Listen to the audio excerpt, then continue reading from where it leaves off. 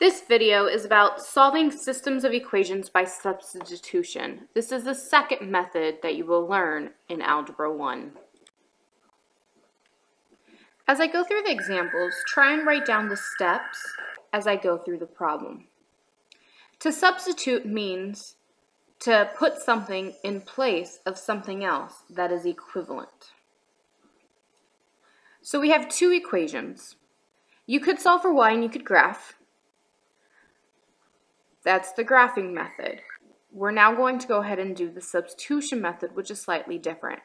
So for the substitution method, what you need to do is you need to solve for either x or y in one of the equations. In example 1, y is already solved for. It says y equals 6x minus 11. The other equation is negative 2x minus 3y equals negative 7. So what you're going to do is where the y is in the second equation, you're going to put what y equals. So this is what y equals. We're going to substitute that in for y right here, okay? So I'm going to write down my problem. Negative 2x minus 3 times what y is, and y is 6x minus 11 equals negative 7. So now I'm going to solve this, because now when I solve it, I'll end up with x equals. So I'm going to use distributive property first. So I have negative 3 times 6x, which is negative 18x. Negative 3 times negative 11 is a positive 33. I'm going to bring down the rest of my equation. Now I'm going to combine like terms. Negative 2x, negative 18x. So negative 2 plus negative 18 is negative 20x plus 33 equals negative 7. I need to isolate x. There's a positive 33, so to get rid of positive, we subtract. So I have negative 40 equals negative 20x. Last step, divide by negative 20. So I find out that x equals positive 2. We're not done now. We have what x is, but we need to find what y is, because remember, you need it in a coordinate pair. We found out that x equals 2. Now what we're going to do is we're going to take x equals 2 and substitute it into the other equation for x. So I have y equals 6 times 2 minus 11. So we solve this, we get 6 times 2 is 12 minus 11. 12 minus 11 is 1. So y equals 1. So my coordinate pair is 2, 1. Remember to check your answer by plugging in 2 for x and 1 for y. We're going to do that here in a moment. Let's check our answer. We have y equaling 1. So 1 equals 6 times 2 minus 11. So that's 12 minus 11. That's 1 equals 1. So the top problem checks out. Now let's do the bottom problem. Negative 2 times 2 minus 3 times 1 equals negative 7. Negative 2 times 2 is negative 4. Negative 3 times 1 is negative 3 equals negative 7. Negative 4 minus 3, negative 7 equals negative 7. So the second one checks out. So we did our work correctly, and that is the answer.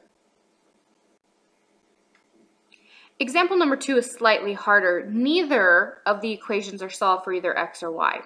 So the two equations are negative 3x minus 4y equals 2, and 3x plus 3y equals negative 3. When looking for one of the equations to simplify to get x or y alone, it's better to look for ones that won't have fractions when you're done. If any of them have a coefficient of 1, use that equation to solve. In this case, neither of them have a coefficient of 1. But looking at the two equations, I know that the second equation is going to be easier to solve for x or y, because every single term has a coefficient or a constant of 3.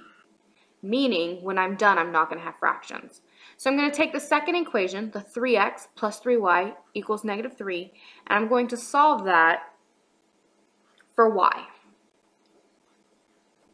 So 3x plus 3y equals negative 3. We're going to solve that for y, so I need to get y by itself, so I'm going to subtract 3x from both sides.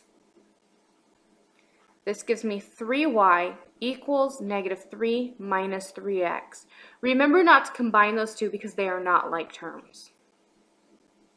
Now we're going to divide every single piece by 3.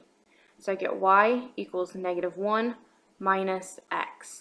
Now that I have y solved for, I'm going to substitute this into the other equation, so the top equation. I'm going to substitute it in for y. So now I'm going to simplify and substitute in the y equals negative 1 minus x to the first equation. So we have negative 3x minus 4 times y, which is negative 1 minus x, equals 2. Distributive property, so negative 4 times negative 1 is a positive 4. Negative 4 times negative x is a positive 4x. Subtract 3x equals 2. Now we're going to combine like terms. Negative 3x plus 4x is 1x. Bring down plus 4 equals 2. To get x alone, subtract 4. So now I get x equals negative 2.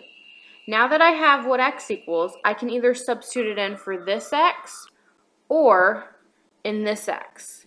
Either one works and will get you the same answer.